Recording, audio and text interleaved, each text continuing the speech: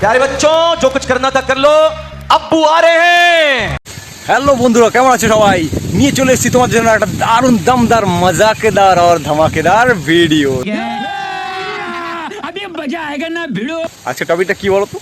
আচ্ছা, আমরা যদি ভালোবাসা শব্দটার বদলে কাঁঠাল শব্দটা ইউজ করি তাহলে কথাবার্তাগুলো কেমন লাগবে একটু দেখো তো। আর হ্যাঁ, ডায়লগটা দিয়ে ফেলি, ঢপ দিলে ঢপবাজ, চাল দিলে চালবাজ, ফান বলে তো ফানবাজ। তুমি আমার কাঁঠালের এই দাম দিলে প্রিয়া? কাঁঠাল চাইলেই কি আর কাঁঠাল পাওয়া যায়? আমি কখনো স্বপ্নেও ভাবতে পারিনি তুমি আমার কাঁঠাল নিয়ে এইভাবে ছিনিমিনি খেলবে। ছি ছি ছি ছি রে নুনে ছি। এই কাঁঠাল তোমায় শুধু পেতে চায়, ওই দুটি চোখ যেন কিছু বলে যায়, ওই দুটি চোখ যেন কিছু বলে যায়। এই ভালোবাসা তোমাকে পেতে চায়।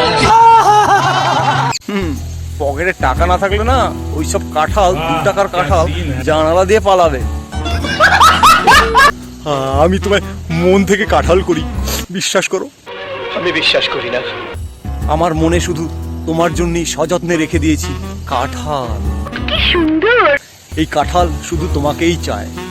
এই কাঁঠালের আঠা লাগলে পরে ছাড়ে না, তবুও যে কেন সে বোঝে না, বোঝে না, সে বোঝে না। কাঁঠালের ইতিহাসে রোমিও জুলিয়েটের মতো আমারও নাম স্বর্ণাক্ষরে লেখা থাকবে।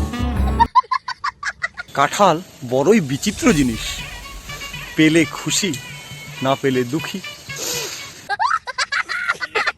যাই হোক বন্ধুরা, এইভাবে যদি আমি ভিডিওটা লম্বা টানতে থাকি 1 ঘন্টা পেরিয়ে যাবে, ঠিক আছে? তো যাই হোক, কমেন্টে জানাও যে কাঁঠালের রস খেয়ে তোমাদের কেমন লাগলো, কাঁঠালের পর্বটা কেমন লাগলো, ঠিক আছে?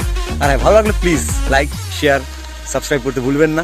প্লিজ সাপোর্ট করে এই ভাইটাকে, যাতে আরও নিত্য নতুন প্রচুর ভিডিও নিয়ে আসতে পারি তোমাদের মনোরঞ্জনের জন্য, ঠিক আছে? তো সবাই ভালো থেকো, বাই।